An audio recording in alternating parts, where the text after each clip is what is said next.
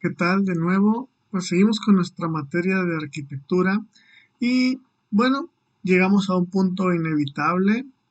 Hemos visto cómo la programación se ha ido reglamentando para darnos pues algo más estructurado, más limpio, más organizado y finalmente pues hemos llegado a una serie de patrones que nos recomiendan las mejores prácticas para hacer el diseño de nuestros sistemas. Y sabemos que estos diseños están basados pues, en las necesidades del software y finalmente todo esto que plasmamos, todos estos planos y los retomamos como la arquitectura, hablando de la construcción, pues están basados en la actividad, sin embargo, no necesariamente implica realizarla. Entonces, sí, como se han dado cuenta a lo largo de este curso, pues no hemos programado realmente, hemos visto secciones de código solamente para ejemplificar a qué nos referimos.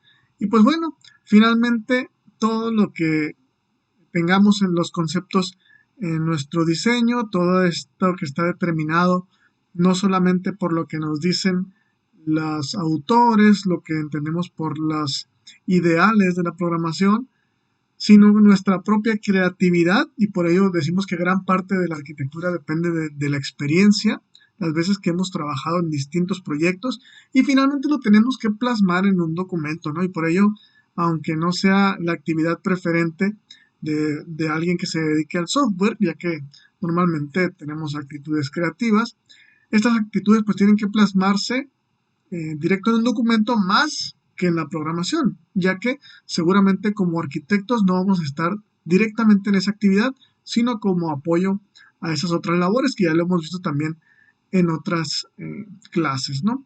Pues bueno, como les decía, y como yo pudiera entender, ustedes que están apenas en su licenciatura, pues documentar la arquitectura y cualquier parte, inclusive el análisis del proyecto, pues suele ser un tema tedioso para todo proyecto de la tecnología de información y por lo tanto esto llega a ser parte de un problema para las empresas ya que es muy común, no nada más aquí en nuestro estado, sino en México y el mundo, que haya poca o ninguna documentación que cubra pues cualquier aspecto. En este caso estamos hablando de la arquitectura de muchos proyectos de informática.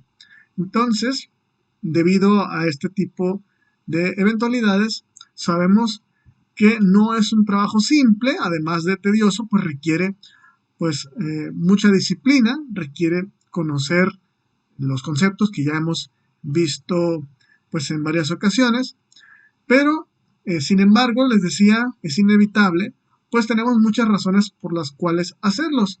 Y entre ellas tenemos que otros, no nada más nosotros como arquitectos, pueden comprender y evaluar el diseño que estamos proponiendo y por ello estamos involucrando a las áreas con las que colaboramos. Por eso mencionamos aquí que pueden estar incluidas las partes interesadas y más comúnmente otros miembros del equipo y de desarrollo. Obviamente no vamos a estar con ellos todo el tiempo para andarles plasmando estas ideas y el documento pues nos ayuda a hacerlo de una mejor manera o si acaso requirieran de nuestro apoyo pues sería en menor cantidad, ¿no? Entonces podemos entender nosotros mismos el diseño cuando volvemos a él después de un periodo, perdón. Esto no estamos diciendo que vayamos a olvidar lo que estamos haciendo, sino que comúnmente nos encontramos trabajando quizás en dos o más proyectos y no solo eso, puede ser un proyecto que está dividido en fases y para la segunda fase tal vez lo dejamos un poco rezagado al dedicarnos al resto, necesitamos reubicarnos y para ello pues nos ayuda también la misma documentación, ¿no? Ya habíamos mencionado que otros del equipo del proyecto pueden entender lo que estamos viendo, pero también pueden aprender de esta arquitectura o las ideas que estamos como empresa para asimilar el pensamiento que tenemos de este diseño y pues acoplarse o más bien incrementarlo en su experiencia para la forma en que trabaja pues ese equipo, ¿no? Entonces, ya que lo tenemos en un conjunto, podemos hacer un análisis de diseño, tal vez para evaluar desempeños y generar métricas estándar como acoplamiento y cohesión, ya que a lo mejor los diseños son o pueden ser experimentales, pues estamos generando entonces conocimientos, los cuales podemos tener métricas para ver qué tan bien funcionó este acoplamiento de los componentes. Por eso hablamos de la cohesión y poderlos mejorar, ¿no? Y pues bueno, tenemos algunas ventajas como las que hemos mencionado, pero claro que existen problemas, ya que existen varias metodologías y no es un estándar de documentación de arquitectura universalmente aceptado. Es decir, la empresa o el programador, si estamos hablando de una persona o un equipo que esté muy pequeño, suponiendo de 3 personas, donde el arquitecto realmente funge como, pues, o los 3 personas hacen todo lo del proyecto, pues no tienen una forma, digamos, fija de hacerlo. Muchos conocemos el lenguaje de modelado unificado, que lo vamos a mencionar un poquito más adelante, pero sin embargo, pues no es algo universal, ¿no? No es una regla que se tenga que realizar y pues podemos figurarnos, como hemos visto en muchas de las diapositivas, el funcionamiento basándonos simplemente con cajitas y con flechas, ¿no? Entonces, ese es un problema, no tener un estándar, pero si estamos trabajando en un equipo y todos estamos bajo el mismo acuerdo de cómo se comprenden las ideas, cómo las plasmamos, pues se puede resolver, ¿no? Otro es que la arquitectura puede ser muy compleja y así documentarse pues va a requerir bastante tiempo y algunas veces pudiera resultar no trivial. ¿Ok? Una arquitectura tiene muchas vistas posibles y toda esa documentación requiere tiempo que se transforma en costos porque es trabajo, ¿no? Trabajo que va a quitarme el tiempo de desarrollo, pero como ya hemos mencionado anteriormente, este costo pues puede ser todavía peor si no lo hacemos de la manera correcta, ¿no? Entonces, el diseño de arquitectura no solamente queda fijo, por eso hablamos de la documentación atrás cuando retomamos el proyecto. Si un proyecto evoluciona, o ya decía yo anteriormente, de acuerdo a unas fases, una planeación que va por etapas, o bien se decide actualizar una aplicación por cualquier requerimiento que pudiera ser legal, pudieran ser de tecnologías nuevas, pues necesitamos retomarlo. Y pues bueno, este es un problema porque va a estar en constante cambio, sin embargo, es inevitable y por ello una solución es tenerlo documentado precisamente para atender este problema.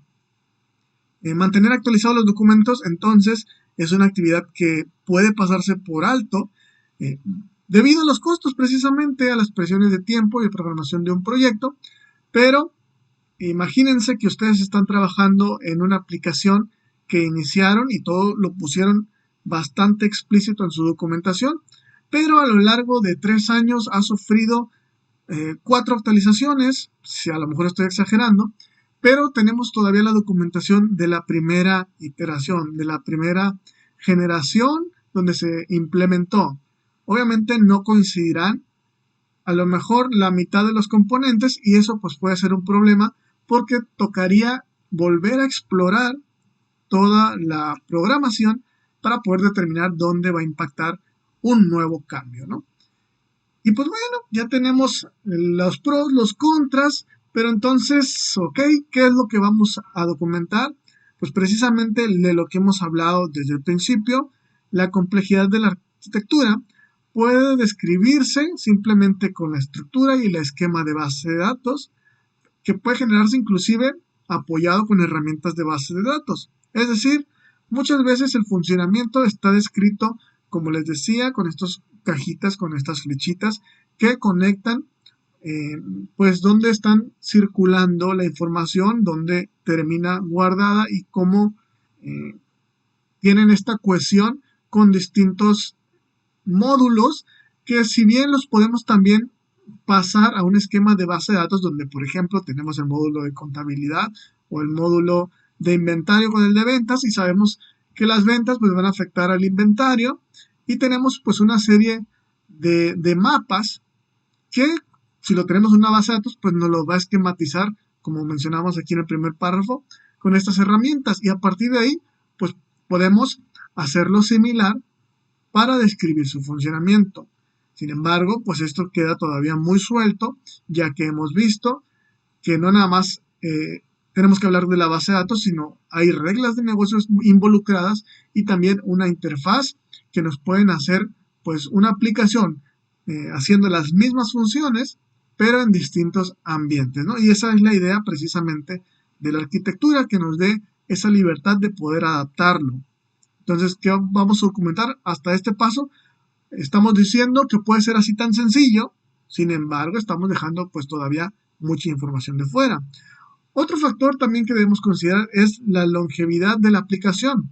¿Cuánto es lo que pensamos que vamos a durar con ese proyecto? Es decir, a lo mejor estamos haciéndolo para cumplir algún aspecto temporal y por lo tanto cuando estamos hablando de un proyecto con vida pues corta, pues no vamos a necesitar mucha documentación, lo cual, como se menciona aquí, no es una excusa para hacer las cosas al aventón o tirar a salir, pues algunas veces estos sistemas logran vivir más de lo que planeamos. Entonces, dejar un proyecto suelto que finalmente resulta útil y se sigue utilizando, pues es como hacer un proyecto mal elaborado, ¿no? En cualquier actualización, porque resulta que esa utilidad realmente dio un plus, una plusvalía a la empresa, pues necesitará adaptarse y sin buenas prácticas, pues prácticamente, aunque sonó redundante ahí, es volver a programar o volver a comprender cómo está, pues, cómo están unidos los componentes de esa aplicación para retomarlo y poderlo mejorar, ¿no? Otro factor del documentar es que sirve como rol comunicativo entre los distintos miembros del equipo. Ya los había mencionado, creo, cuando estábamos hablando de qué tan complejo vamos a hacer la idea de esquematizar la arquitectura. Pues bueno, si yo lo puedo tener muy simple y todo explicárselo a mi equipo y estamos en un buen entendido, mi equipo me vuelve a preguntar, yo les vuelvo a contestar, pero esto sucede cuando el equipo es muy pequeño o estamos en una sola oficina, en unas instalaciones. Entonces la comunicación en este aspecto puede resultar muy buena. Digo puede porque no es forzosamente buena una comunicación aunque estemos a 10 centímetros uno del otro. Pero en este aspecto, si pudiera ser buena, imagínense cuál sería si hay divisiones entre los miembros del equipo. Y estas divisiones, pues no es porque exista un mal ambiente de trabajo, sino que pueden afectar cosas como la distancia, como los distintos equipos que están basándose por distintos líderes. Si estamos hablando, por ejemplo, de un área de diseño, si estamos hablando del área de programación, del análisis, imagínense la cantidad de gente que puede llegar a ser. Entonces, entre más grande el equipo, más difícil va a ser comunicarles estos aspectos y por lo tanto la documentación pues nos ayuda en esa parte. Entonces, eh, podemos decir que la documentación es parte vital de los proyectos, o sea, tiene sus tedios, tiene sus problemas, pero es un apoyo no nada más para volver a comprender, no nada más para darle mayor profesionalismo a la aplicación, sino porque evitaría, así como si fuera cualquier manual, estar consultando a una persona que a lo mejor está ocupada con otros miembros de un equipo, ¿no?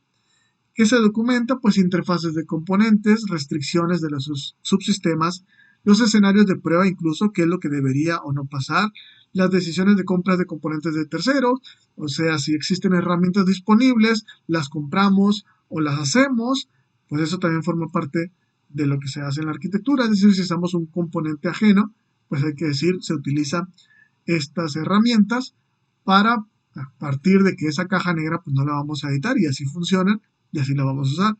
También la estructura del equipo y los horarios en los que vamos a estar disponibles cuando hablamos del desarrollo y los servicios externos que puede ofrecer la aplicación. Es decir, si podemos conectarla con otras aplicaciones tal vez, qué es lo que nos puede ofrecer o como servicio. Podemos interpretarlo directamente como un web service, pero no necesariamente. Acuérdense que son qué datos podemos obtener a través de ella y así poderla aprovechar en otras partes, ¿no? Regularmente para documentar utilizamos las herramientas de Microsoft Office, así como se entregan las tareas, pero pues sabemos que no es algo exclusivo de Microsoft, ahí están sus variantes. Y ya les había dicho, los diagramas comúnmente son las cajitas, los cuadritos, rectángulos que se unen a través de flechas para indicar algún flujo, pero estos siguen siendo notaciones pues un tanto informales, entendibles, pero no tan profesionales. Entonces, hemos llegado al punto donde les decía, tenemos el lenguaje de modelado unificado, el UML, que si bien existe un constante debate cuáles son sus fortalezas, sus debilidades respecto a otras metodologías, pues bueno, sigue siendo el lenguaje predominante cuando se habla del desarrollo de software y con UML se cubren aspectos estructurales y de comportamiento. Con estructurales nos referimos precisamente a estas ideas que ponemos en bloques, en cómo van a estar armadas, eh, por ejemplo, las bases de nuestro software, es decir, las reglas de negocio, qué es lo que van a incluir, cómo estas se conectan a través de una interfaz a las bases de datos, al gestor pues del almacenamiento, qué tiene que hacer el gestor de almacenamiento en este caso. A lo mejor estamos hablando de servidores en la nube, a lo mejor estamos hablando de servidores locales o una base de datos distribuidas, pues no lo sé, pero todo eso puede estar cubierto en aspectos estructurales. Y de comportamiento, ya estamos hablando un poquito más de los casos de usos, es qué es lo que va, bueno, casos de uso forman una parte de los diagramas de UML, ¿no? Pero me refiero a las reglas que se van a seguir para que el software se ejecute con ciertas metodologías, con unos pasos a seguir, ¿no? Entonces son estas dos partes. Si estamos hablando, por ejemplo, de la funcionalidad de una casa, pues bueno, ¿qué es lo que tiene que hacer cuando estamos a lo mejor utilizándola? Pero estructurales, ¿qué es lo que la componen para sus cimientos? Y pues bueno, en estos diagramas, solamente por poner algunos ejemplos, definiríamos las estructuras basándonos en los diagramas de clases, por ejemplo, donde dicen las clases del sistema, relaciones, diagramas de componentes, diagramas de paquetes, de implementación, objetos, estructura compuesta. Ya les dejé que leyeran un poquito sobre esto. Como pueden ver aquí en la diapositiva son unas descripciones muy breves, pero ya las pueden encontrar o ya las veremos más a detalle después, ¿no? Y las de comportamiento tenemos las actividades, la comunicación, la secuencia, el estado de las máquinas. Si se fijan, aquí ya nos está dando como un flujo de dónde está fluyendo precisamente. Otra vez estoy redundando, pero lo que quiero dar a entender son los pasos, cómo va de la etapa 1 a la etapa 2, cuál es el funcionamiento independientemente de dónde están ubicados los interfaces, las aplicaciones, si son web, si son en escritorios, si son en móviles, etcétera, ¿no? Recordando un poquito también lo de los videojuegos, estamos hablando de los mismos, estamos hablando de las reglas del juego que están descritas pues en algún flujo, ¿no? ¿Qué es lo que tiene que hacer cuando se le inserta un comando o cuando se aplica cierta instrucción? También tenemos los diagramas de descripción de interacción, los de tiempo y los de casos de uso que decíamos son de los más comunes porque son los más sencillos de describir lo que está haciendo el usuario y los sistemas, ¿no? Con todos sus entornos, como lo mencionamos aquí. Y bien, aquí vamos a dejar esta breve introducción a lo que es la documentación. Vamos a empezar con la tarea que les asigné sobre precisamente este tema de UML y continuaremos pues plasmando en ellos lo que hemos visto como parte de la arquitectura, ¿no? Entonces, aquí sería todo.